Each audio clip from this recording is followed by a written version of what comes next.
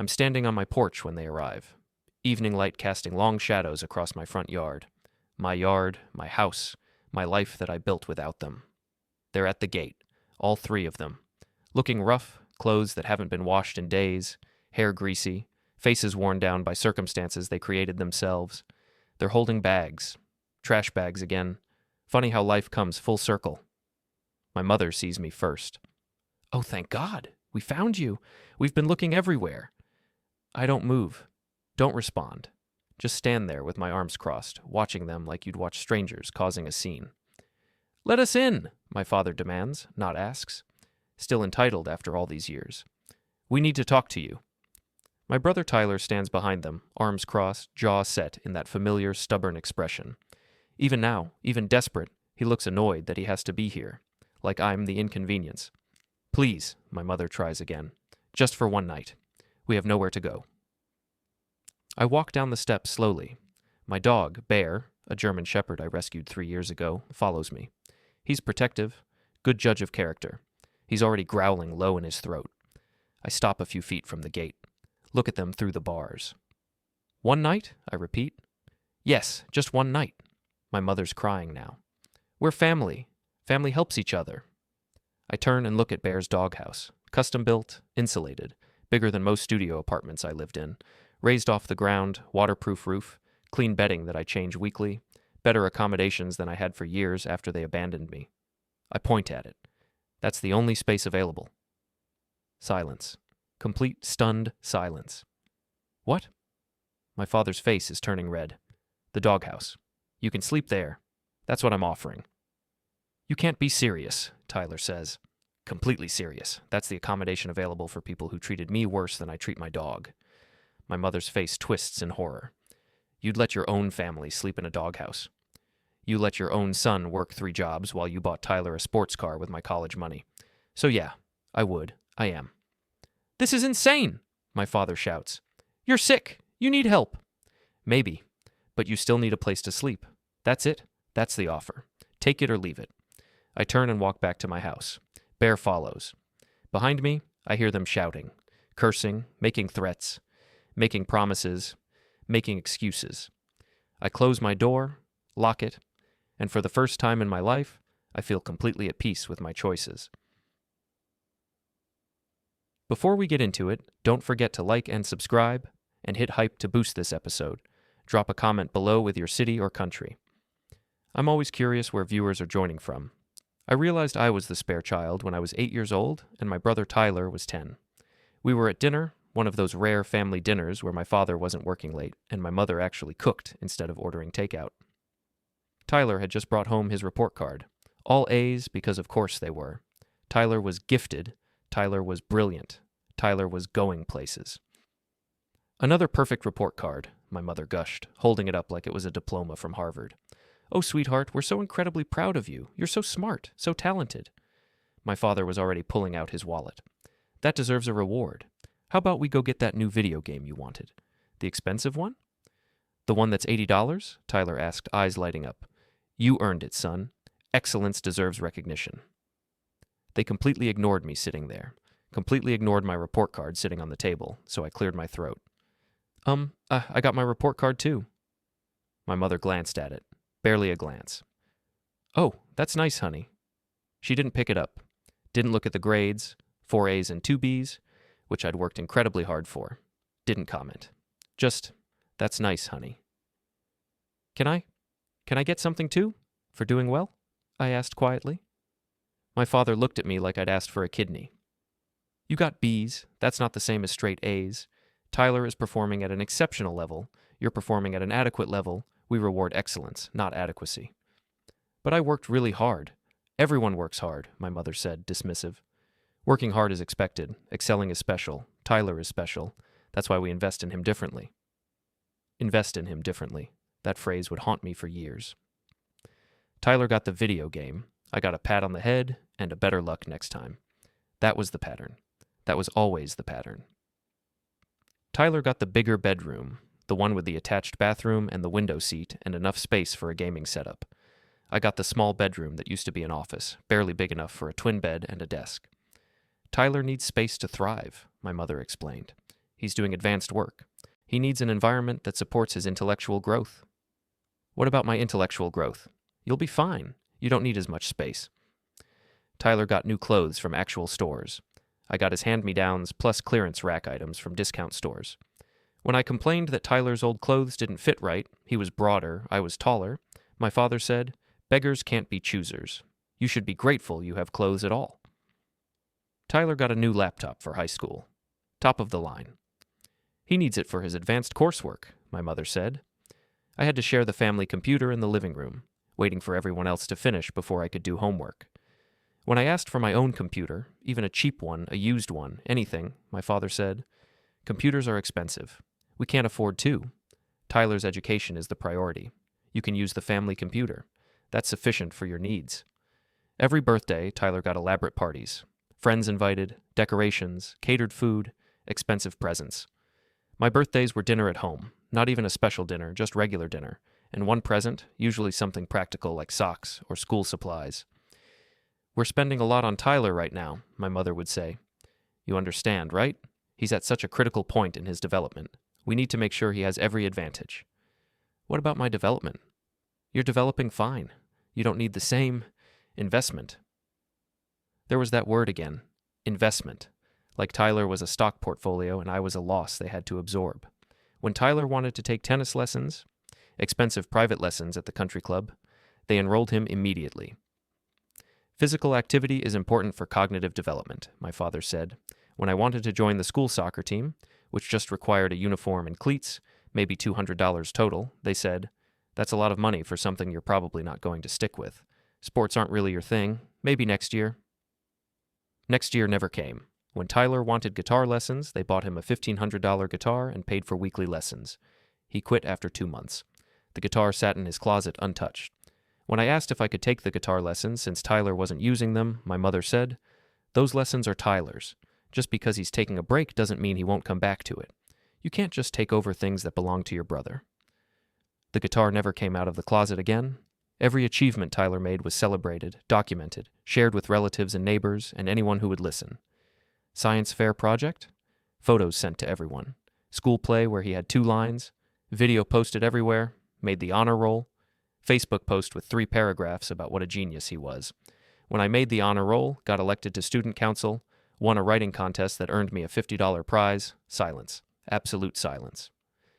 "That's great, honey," my mother would say, not looking up from her phone. "We're very proud." But they weren't. Proud meant caring. Proud meant showing up. Proud meant treating your achievement like it mattered. They showed up for everything Tyler did. His tennis matches, his school events, his friends' birthday parties where they needed to drop him off. They never showed up for mine. Too busy, too tired, had other things going on. "We can't make it to your thing today," my mother would say casually. "Tyler has tennis finals, and we need to be there. You understand." I always understood. I had to understand, because I was the adequate one, the average one, the one who didn't need investment. The worst part was how Tyler treated me. He knew he was the favorite. He weaponized it. "Must suck being the boring one," he'd say, smirking. "Being the kid they don't really care about." They care about me. Sure they do. That's why they forget your birthday half the time. That's why they don't come to your stuff. That's why you get my old crap while I get new things. He'd lean in close. "You're the backup child, the insurance policy. They had you in case something happened to me. But nothing happened to me, so now you're just there." I wanted to punch him, wanted to scream, wanted to tell my parents what he said, but I didn't, because deep down, I was afraid he was right. The breaking point came when I was 17 and Tyler was 19. I was a senior in high school. Decent grades, not straight A's like Tyler had been, but solid B+s and A's. I'd gotten accepted to the state university, not Harvard like Tyler had applied to, and been rejected from, though my parents told everyone he'd chosen the local prestigious private school instead. But it was a good school, affordable. I could get a degree, get a job, build a life. I'd been planning for this. My grandparents had started a college fund for me when I was born, put in a little money each year, family members contributed, I'd even added money from part-time jobs.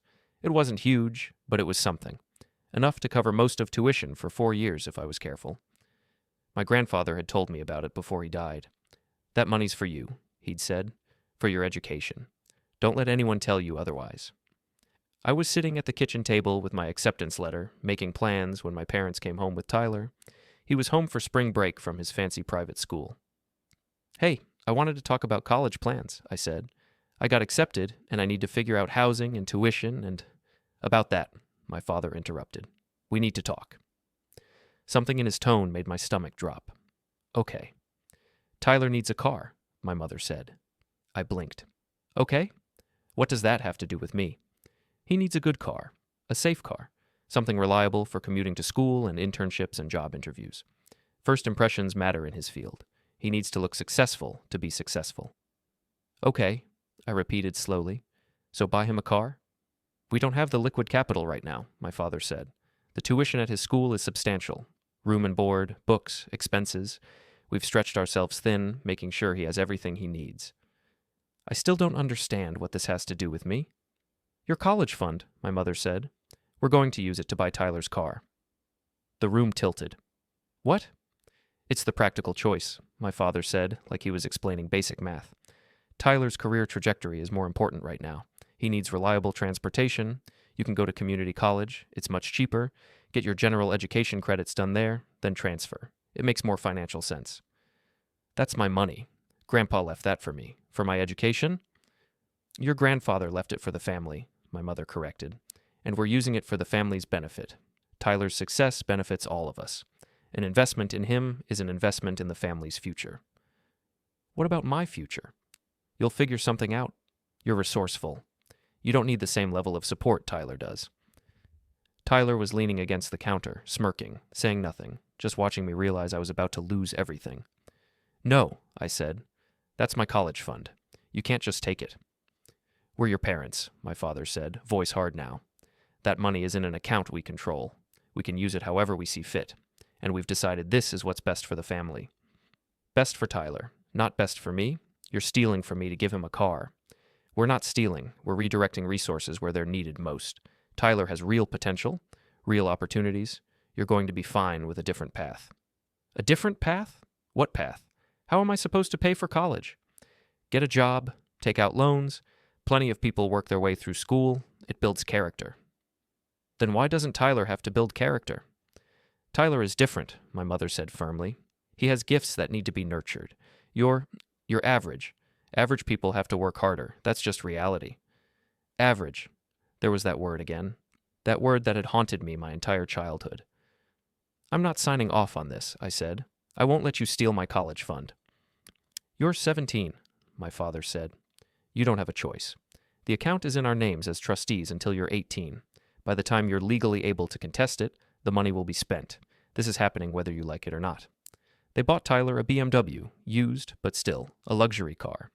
My entire college fund, $18,000 that my grandparents had carefully saved, that aunts and uncles had contributed to, that I'd worked part-time jobs to add to, gone, spent on a status symbol for their golden child.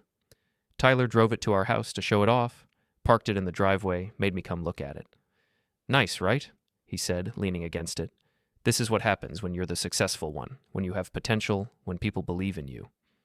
"You're driving my college money," I said quietly.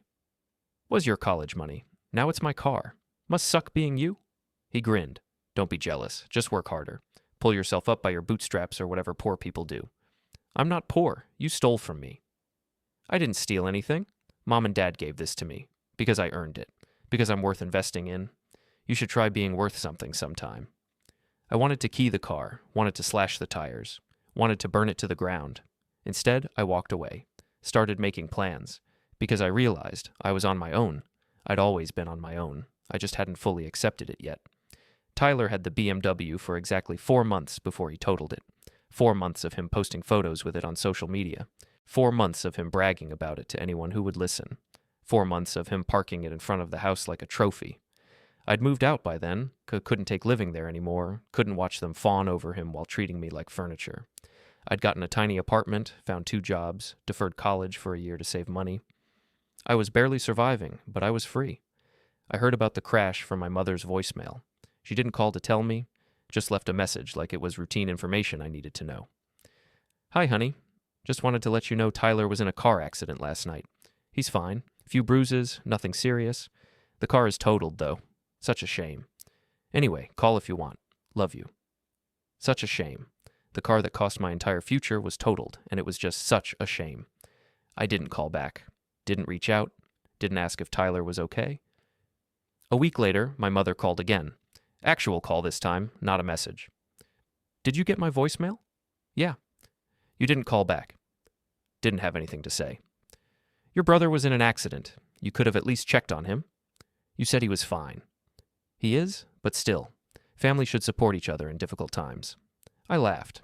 Actually laughed. That's rich coming from you. Excuse me? You stole my college fund to buy him a car. He crashed it. And now you want me to offer support? Where was my support when you took everything from me? We've been over this. That was a family decision. Tyler needed transportation. You need to let this go and move forward. I have moved forward. Forward and away from you.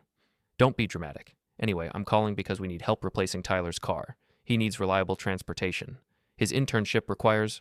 I hung up, blocked her number for a week. When I unblocked it, there were 17 more messages, all asking for money, all explaining why Tyler needed a new car, all treating me like an ATM they could withdraw from at will. I ignored every single one. I heard through relatives what happened next. My parents had thrown a fit when they realized I wasn't going to help, called me ungrateful, selfish, cruel, said I was punishing Tyler for an accident that could have happened to anyone. The relatives who called me, Aunt Marie, Uncle Ron, a few cousins who'd watched this dynamic my whole life, were more understanding. They took your college money, Aunt Marie said bluntly, then expect you to help replace what he destroyed? That's insane. It's always been like this, I said. Tyler's the golden child. I'm the mistake they have to deal with. You're not a mistake. You're the one with his head on straight. Tyler's been coddled his whole life. This is what happens. What did happen? After the crash? They bought him another car. Not as nice. Couldn't afford another BMW, but a decent sedan. Went into debt to do it. Again. Of course they did. Because Tyler needed. Tyler deserved. Tyler mattered. I went back to my life. Worked my 2 jobs. One at a warehouse during the day, one at a restaurant at night. Slept 5 hours if I was lucky, saved every penny. Started taking online courses, cheap ones, business, marketing, web design, anything that could lead to better opportunities. After a year, I'd saved enough to start community college part-time. Took 2 classes while working full-time. It was brutal. I was exhausted constantly. But I was moving forward. My parents never asked how I was doing, never checked if I was okay, never acknowledged that I was working myself to death trying to get an education they'd stolen from me. But they called every time Tyler needed something, every time he had a crisis, every time they needed money to bail him out of whatever mess he'd created. I stopped answering. Eventually, they stopped calling, and I got on with building a life they'd tried to prevent me from having. The next 5 years were the hardest and best years of my life. The years that forged me into someone I actually liked, someone I was proud to be.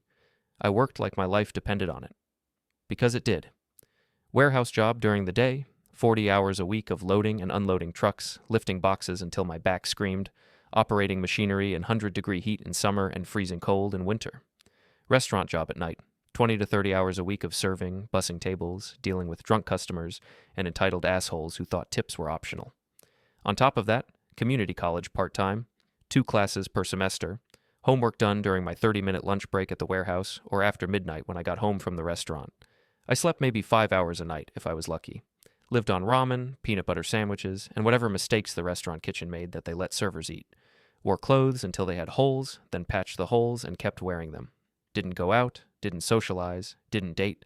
Couldn't afford to. Couldn't afford anything that wasn't survival. My apartment was a studio in a rough neighborhood. 400 square feet that somehow felt both claustrophobic and empty. Shared walls so thin I could hear neighbors arguing at 2 a.m., having loud sex at 4 a.m., watching TV at full volume at 6 a.m. No AC in Texas summer meant sleeping in front of a box fan in my underwear, sheets soaked with sweat. Heat that barely worked in winter meant sleeping in layers, seeing my breath in my own apartment. But it was mine. Paid for with my own money. No one could take it from me. No one could tell me I didn't deserve it. Community college was slow.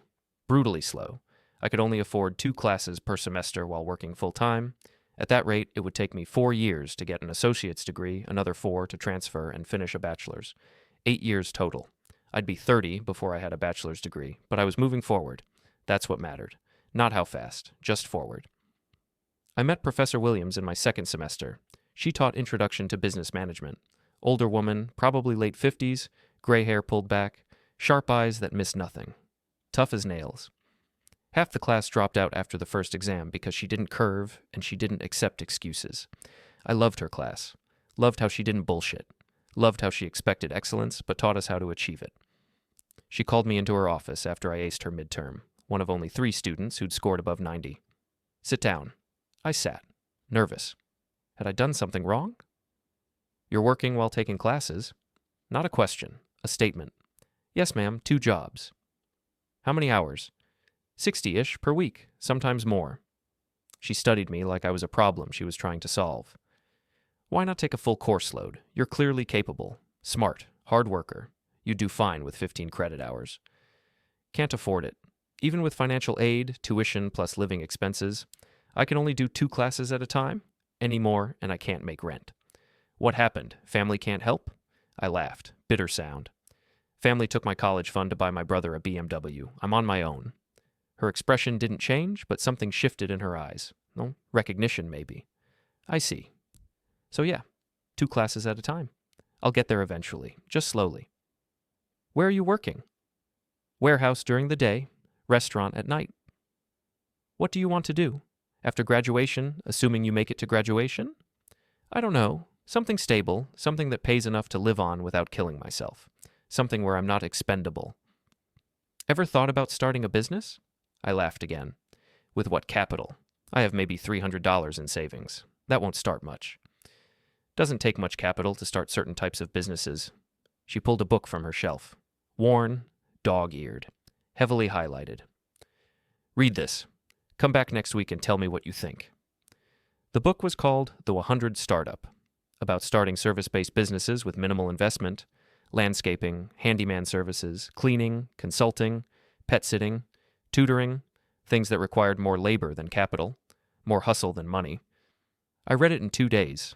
Couldn't put it down. Read it during lunch breaks between restaurant orders at 1 a.m. when I should have been sleeping. It made sense. It was possible. People were doing it.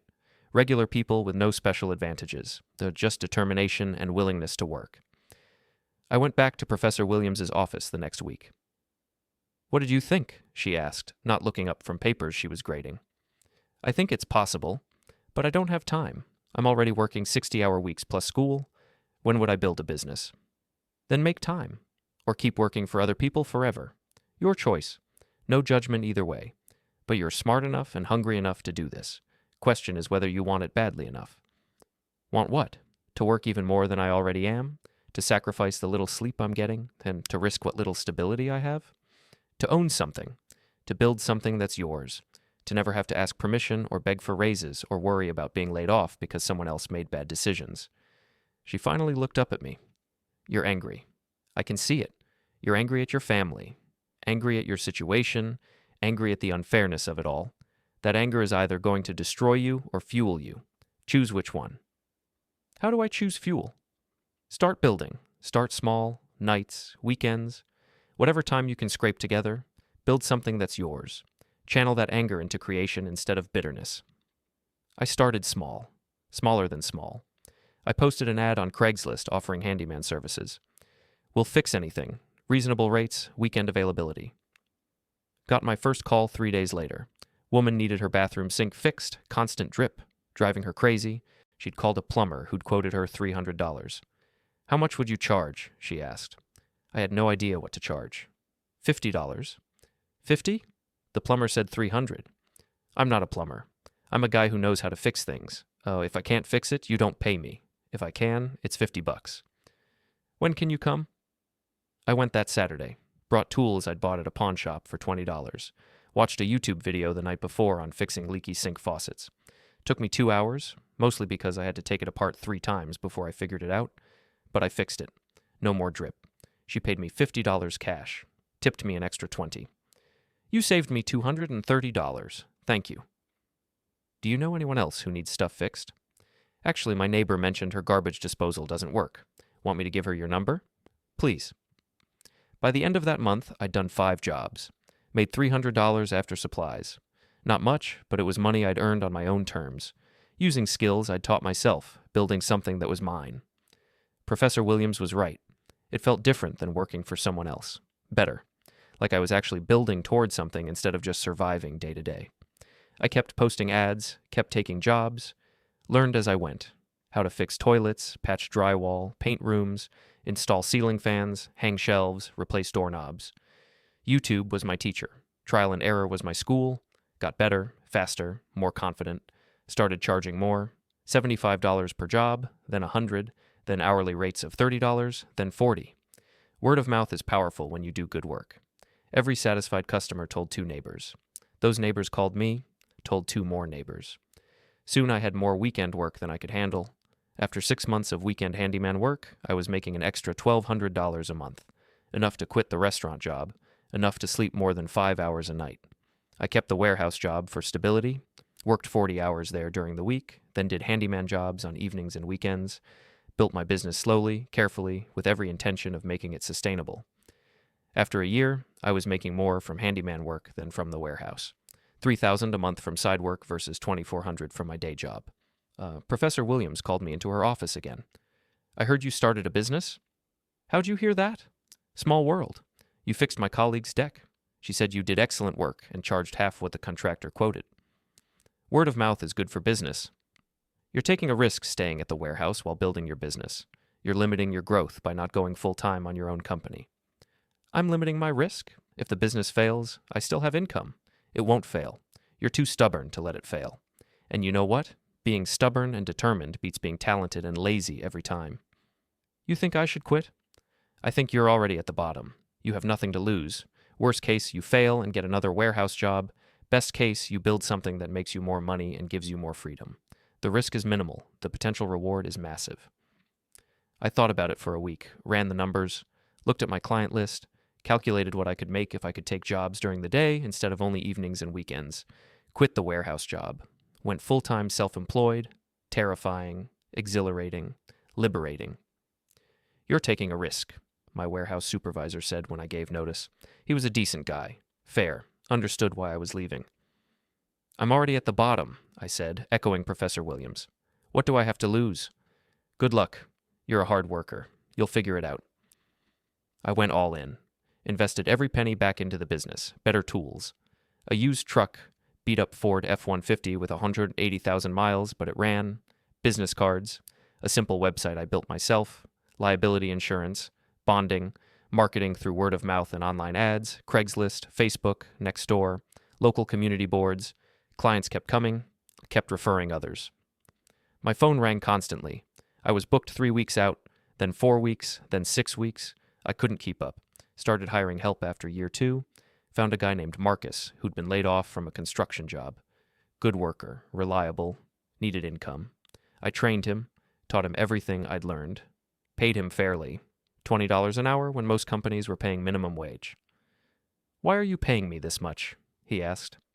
Because good workers deserve good pay. Because I remember what it's like to work hard and barely survive. Because if you do good work, you're worth good money. Most bosses don't think like that. I'm not most bosses.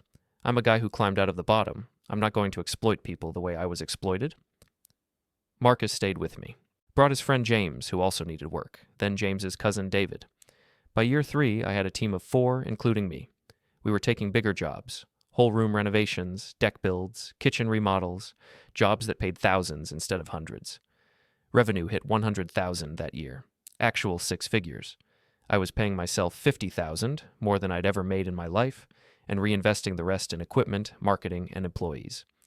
By year 4, we were pulling in $250,000 in revenue. I wasn't doing the physical labor anymore. I was managing, scheduling, quoting jobs, handling difficult customers, growing the business strategically. I moved into a better apartment. Not luxury, but safe. Reliable utilities, no gunshots at night, no neighbors screaming through thin walls, just quiet, peace, safety. By year 5, the business was pulling in $500,000 in revenue. I had 15 employees, 3 trucks, a small office, business insurance, a real company with systems and processes and clients who trusted us. I was paying myself $90,000 a year. More money than I'd imagined making before I was 40, and I was only 28. I finished my associate's degree, took 4 years doing 2 classes at a time, but I finished. Didn't continue to bachelor's. Didn't need it. The business was working. I was working. Life was working. Professor Williams came to my graduation. I was surprised to see her in the audience. You came? Of course I came. You're one of my success stories.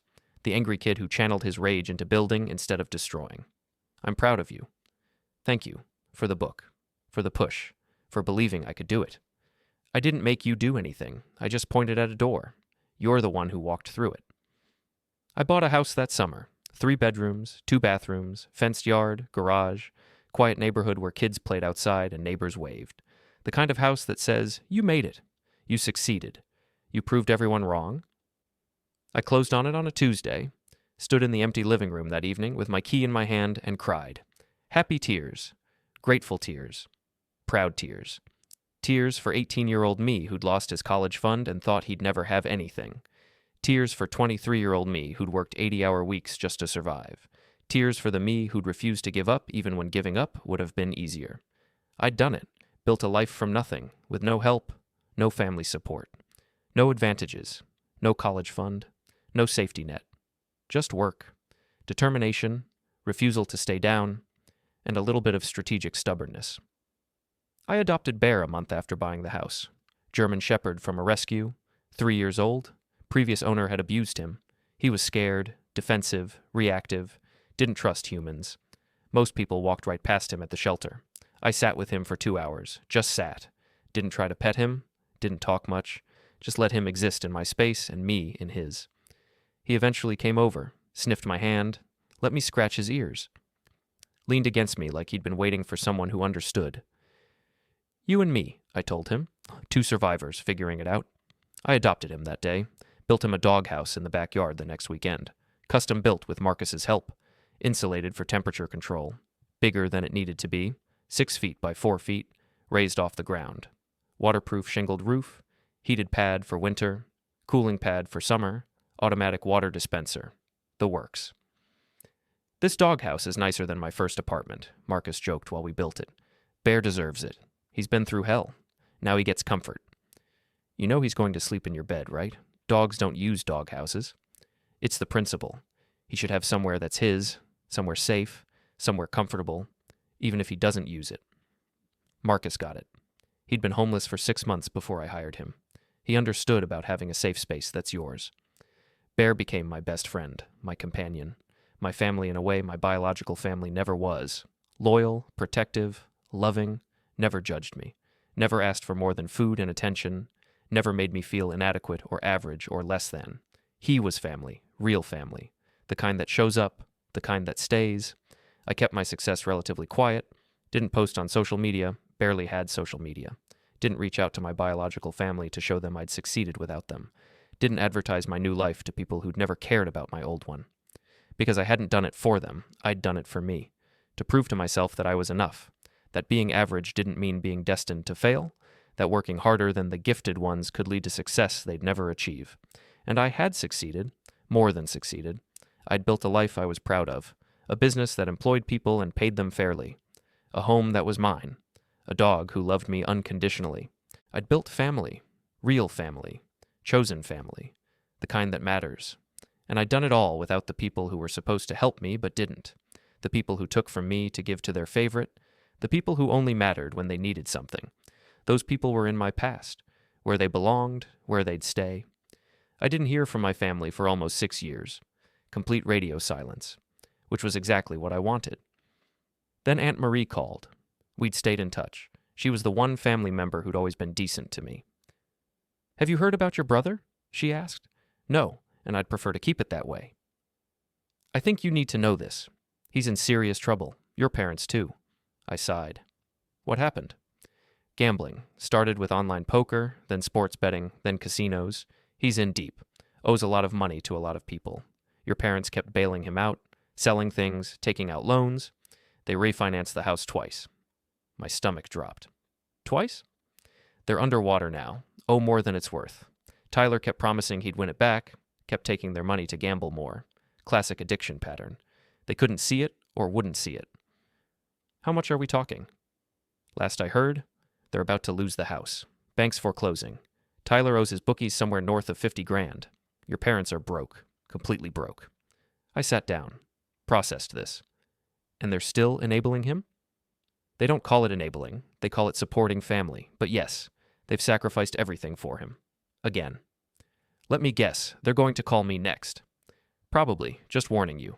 I told them not to. Told them you owe them nothing. But your mother seems to think you have money and should help. How does she know I have money? Small town. People talk. Someone saw your truck, your business name on it, looked you up. Word got around, you're doing well. Of course it did. Thanks for the warning. I won't be helping them. I didn't think you would, just wanted you to be prepared. 3 days later, my mother called. I almost didn't answer. Should have not answered. Hello?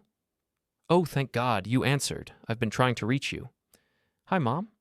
We have a situation, a family emergency. Tyler made some mistakes. Not interested. Wait, just listen. He got into some gambling debt. It's not his fault. These online sites are predatory. They take advantage of people. Still not interested. We need help. We're about to lose the house. The bank is foreclosing. We've tried everything. You're the only one who can help us now. You took my college fund to buy Tyler a BMW. He crashed it. Now he's gambled away your house and you want me to save you. Are you insane? That was years ago. You need to let that go. This is serious. We're about to be homeless. Should have thought about that before you invested everything in the golden child. Don't call him that. He's your brother. He made mistakes. Everyone makes mistakes. I make mistakes and I'm told to figure it out myself. Tyler makes mistakes and everyone bails him out. That's the difference. Please, we need money. Just a loan. We'll pay you back. No. You have a successful business. You have money. You can afford to help your family. You were never my family. Family doesn't steal from their children to spoil their favorite. Family doesn't ignore one kid while praising the other for breathing. Family shows up. You never showed up for me. Not once. That's not fair. Neither was taking my college fund. Neither was treating me like I didn't matter my entire childhood. Neither was calling me average and adequate while calling Tyler gifted and special. Life's not fair, Mom. You taught me that. Now you get to experience it. I hung up. Blocked her number. She called from other numbers. My father called. Tyler called. All blocked. Then they started showing up. First at my business. My office manager, Jessica, who'd been with me since year 3, told me they'd come by demanding to see me. They're claiming to be your parents, she said carefully. They seem desperate. Don't let them in. They're not welcome here. Understood. Then they showed up at my house. Saturday morning, banging on the gate. Bear went crazy, barking, snarling, protective. I watched them from my window. Didn't go outside. Eventually they left. 2 weeks later, Aunt Marie called again. The foreclosure went through. They're officially homeless, living in a motel right now, but can't afford it much longer. That's unfortunate. They're talking about moving in with you. Not happening. I told them you'd say that. Your mother doesn't believe it. She thinks you'll change your mind when you see how bad things are. She thinks family obligation will kick in. She's wrong. I know, just be prepared. I think they're going to show up again, and this time they won't leave easily. She was right. They showed up 3 days later, evening, just before sunset, all 3 of them, with bags, suitcases, the last of their belongings stuffed into trash bags. And this time, they weren't asking, they were demanding. I hear them before I see them, banging on my gate, shouting. Bear is losing his mind, barking, growling, standing between me and the gate like he's ready to attack. Good boy, I say, scratching his ears. Stay. I walk outside, stand on my porch, look down at them through the bars of my fence. They look rough, worse than I expected. My mother's hair is greasy, her face drawn. My father looks like he's aged 10 years, gray, tired, defeated. Tyler is trying to maintain some dignity, but he's dirty, wrinkled, clearly at the end of his rope. They have bags, suitcases, trash bags full of clothes and belongings. Everything they own, probably. Let us in, my father demands. Not asks, demands. Like he has any right to demand anything from me. No. Don't be ridiculous, my mother shouts. We're your parents. We raised you. You owe us. I don't owe you anything. You made your choices. Live with them. We have nowhere to go. She's crying now, real tears. Or maybe fake tears. Hard to tell with her. We're homeless. Your own parents are homeless and you're going to let us live on the street? You let me figure out survival on my own when you stole my college fund. Told me to build character through struggle. Consider this your character building opportunity. That's different, my father says. You were young. You had time to recover. We're old. We can't start over. Should have thought about that before you gambled away your house. I didn't gamble it away, Tyler finally speaks. This was bad luck. A rough streak. It could happen to anyone. It happened to you because you're an addict, and they enabled you. That's on all of you. Just let us stay for one night, my mother begs. Just tonight. We'll figure something out tomorrow. I look at them. Really look at them. The people who made me feel worthless my entire childhood. The people who took everything I had and gave it to their favorite. The people who are only here now because they need something. They don't want me, they want my resources, just like always. I turn and look at Bear's doghouse. Custom built, better than any place I lived for years after they abandoned me. Clean, dry, safe, comfortable. Then I look back at them. That's the only space available, I say, pointing at the doghouse. Silence. Complete, stunned silence. My mother's mouth falls open. What? The doghouse. You can sleep there. That's what I'm offering. You're joking, Tyler says. I'm completely serious. That's the accommodation available for people who treated me worse than I treat my dog. You can't be serious. My father's face is red now, veins bulging. You'd let your own family sleep in a doghouse? Outside, like animals? You let your own son work himself to death while you lived comfortably. You stole his future to buy a luxury car. You treated him like he didn't matter his entire childhood. So yeah, I would. I am. That's the offer. Take it or leave it. This is sick, my mother shrieks. You need help. This is cruel. This is abuse. Abuse is taking your kid's college fund and giving it to your favorite. Abuse is telling a child he's inadequate while praising his brother for existing. Abuse is ignoring one son while spoiling the other. Say, I learned from the best. This is just applying your lessons. We raised you, my father roars. We fed you, clothed you, put a roof over your head. You did the legal minimum required to not have your kids taken away. Congratulations. Want a medal? You're really going to make us sleep outside? My mother's voice is small now, broken. Your own mother? The woman who gave birth to you. You really took my college fund? Your own son? The kid who worked his ass off for those grades? She has no answer for that. The doghouse or nothing, I say flatly. Those are your options. Decide now. I have things to do. There has to be another option, Tyler says. Come on. We're family. You have a 3-bedroom house. You have guest rooms. You have space. I have a dog who's been a better family member than any of you. He gets the guest room when it's cold. You get the yard. I'm not sleeping in a doghouse, Tyler shouts. This is insane. You're insane. Then leave. Nobody's forcing you to stay. You're sick, my mother yells. What kind of person does this to their own family? The kind of person who was raised by you. You taught me that some people matter and some people don't. That some people deserve comfort and others deserve struggle. That resources should go to the worthy ones. Congratulations. You're not the worthy ones. You're the ones who need to figure it out yourselves. I turn to walk back into my house. Wait, my father shouts. Please, just let us come in. We'll sleep on the floor. We just need a roof. The doghouse has a roof. We'll pay rent, my mother tries. Once we get back on our feet, we'll pay you back. With what money? You're broke. Tyler gambled it all away. You enabled him. Now you all get to face consequences together. How sweet. Family bonding.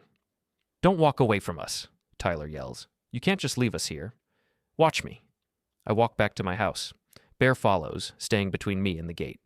Good dog. Protective dog. The only creature who's never betrayed me. Behind me, they're screaming, cursing, threatening, making promises, making excuses. I go inside, close the door, lock it.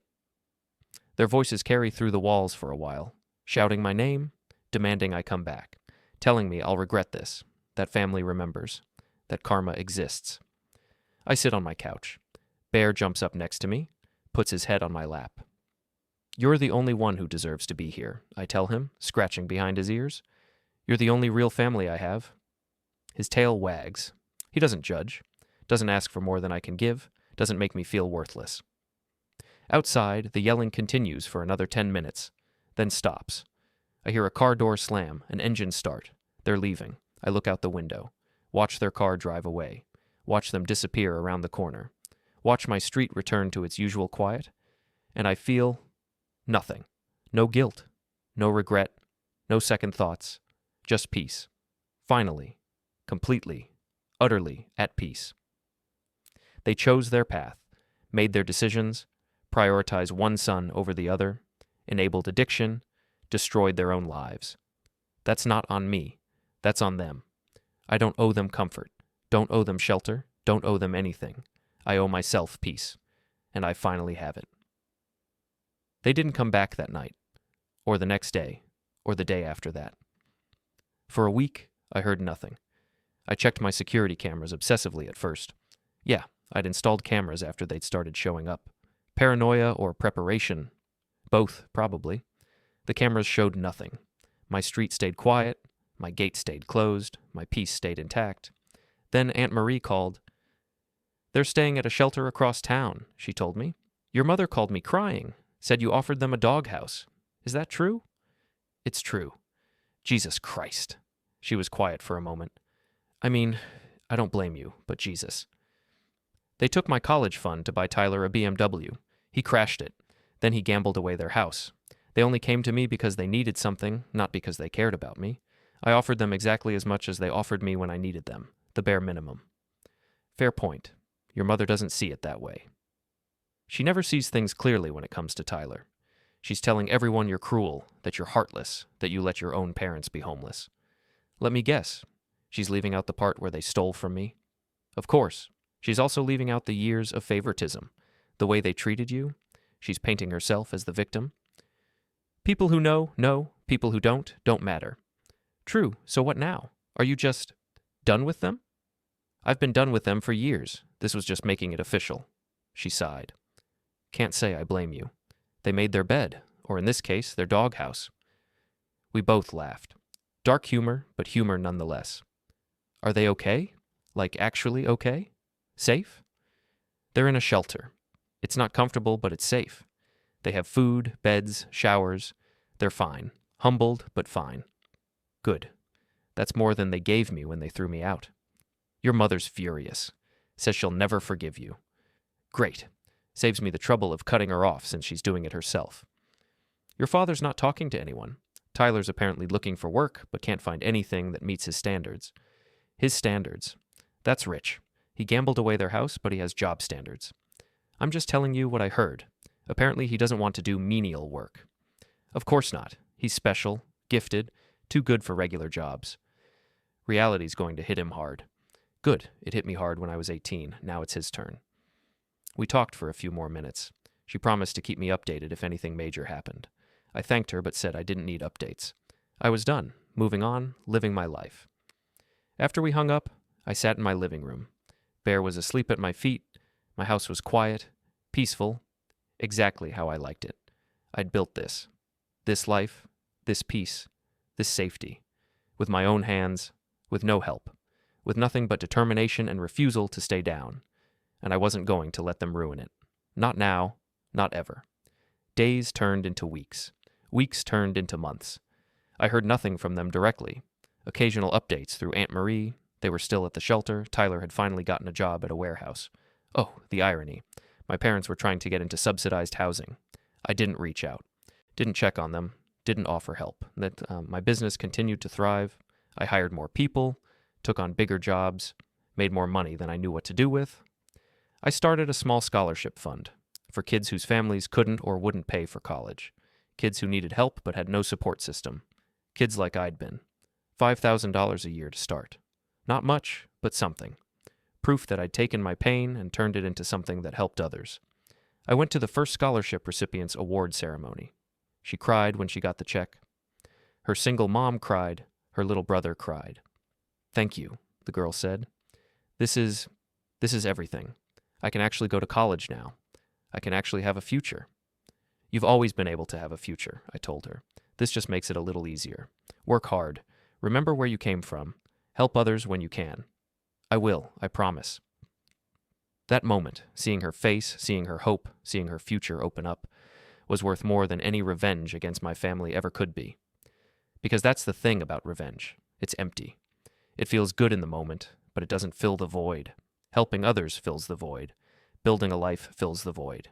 Being the person I needed when I was younger fills the void. 6 months after the doghouse incident, Aunt Marie called with news. "Tyler's in rehab, gambling addiction, intensive program. Your parents finally accepted he has a problem." "Good, about time." They're asking if you'll help pay for it. It's expensive. No. I figured. I told them you'd say that. Your mother was not happy. She's never happy unless everything goes her way. True. How are you doing? Really? I'm good. Really good. Business is great. Life is great. I'm happy. You sound it. I'm proud of you. You know that, right? What you've built from nothing, that's incredible. Thanks, Aunt Marie. That means a lot. Your grandparents would be proud too. They always believed in you. I wish they were here to see it. They see it. Wherever they are, they see it. And they're smiling. After we hung up, I went outside. Bear followed me into the yard. We sat in the grass together, watching the sunset. The doghouse stood in the corner, empty, clean, ready if I ever got another dog or if Bear needed company. But not ready for the people who'd offered it as my only option. They'd chosen to leave, chosen pride over humility, chosen to be victims rather than face their own failures.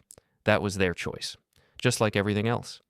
I'd made my choice too, to survive, to thrive, to build something beautiful from the ruins they'd left me with. And I'd succeeded, not in spite of them, after them, because of my own determination and refusal to stay down. Good boy, I told Bear, scratching his ears. Good boy. He licked my hand, leaned against me, offered unconditional love that my family never had. This was family. This moment. This peace. This life. The rest was just biology. DNA. Shared history that meant nothing when it wasn't backed by love and support.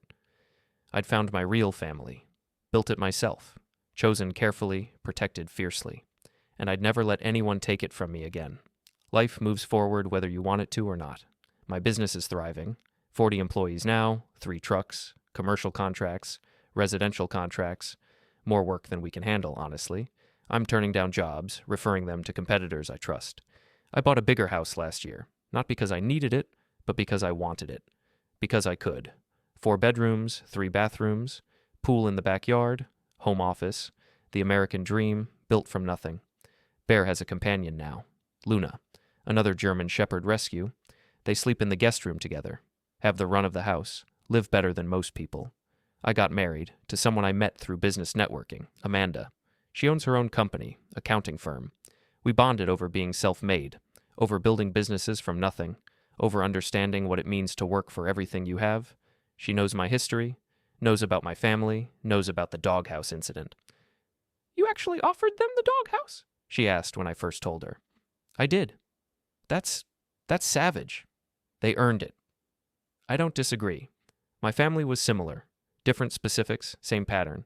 Some kids matter, others don't. And yet we both made it. We did, maybe because of it, maybe in spite of it.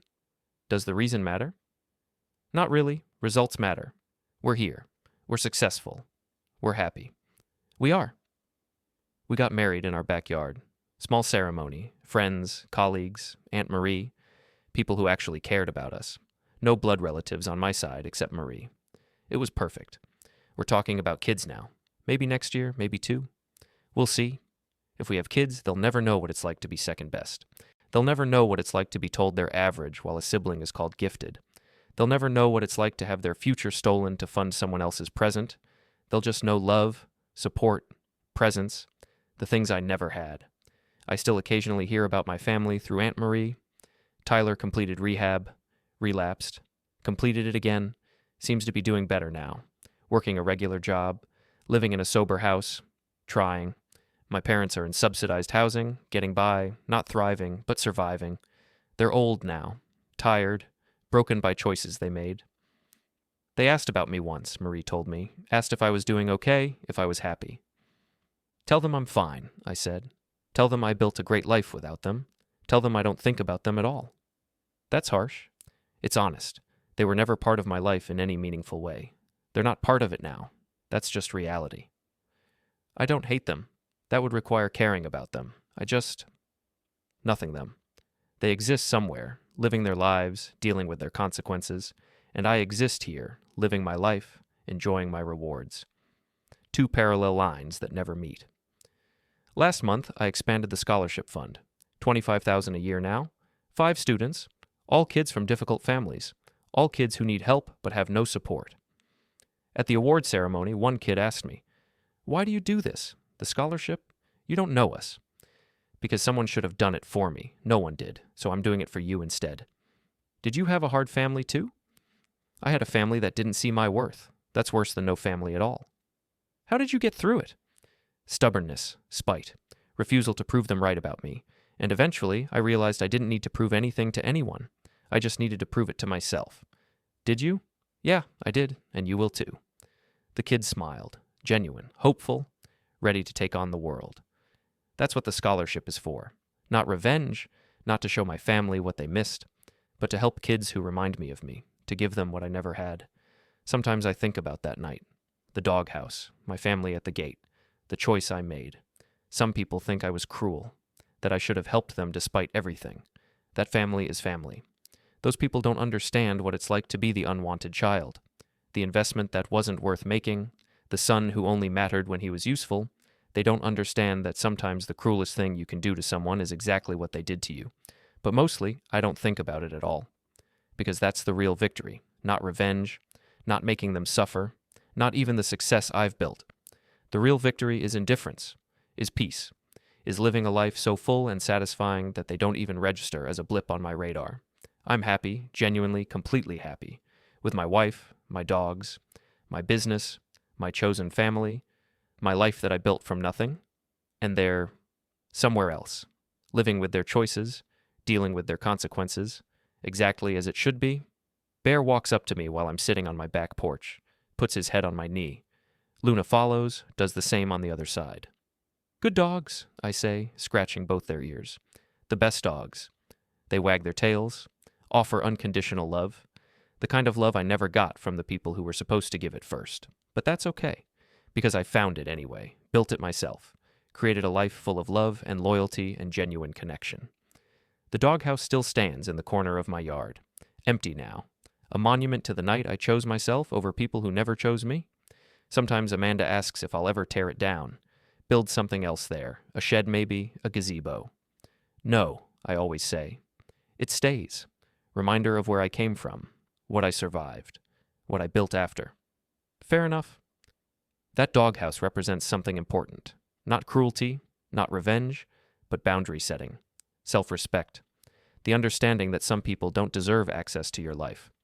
My family chose Tyler, chose to invest everything in him, chose to neglect me, chose to take my future to fund his present. I chose me, chose to build despite them, chose to succeed without them, chose to be happy after them. We all made choices. They're living with theirs. I'm living with mine. And I'm the only one who's happy. That's not revenge. That's just karma.